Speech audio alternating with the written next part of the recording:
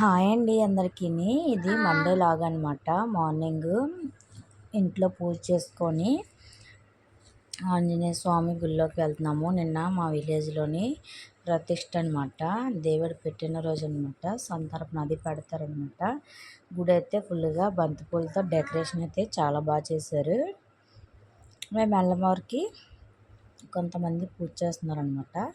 మేము కొంతసేపు వెయిట్ చేశాను. నేను అలాగా యూట్యూబ్ స్టార్ట్ చేశాను కదా అని చెప్పేసి నేను కొన్ని వీడియోస్ తీసుకుంటున్నాను అనమాట. సంతర్పణకి ఇక్కడ భోజనాలు అవి వండుతున్నారు. ఇక్కడ కొబ్బరికాయ అది కొడుతున్నారు అనమాట. మేము వెయిట్ చేస్తున్నాము.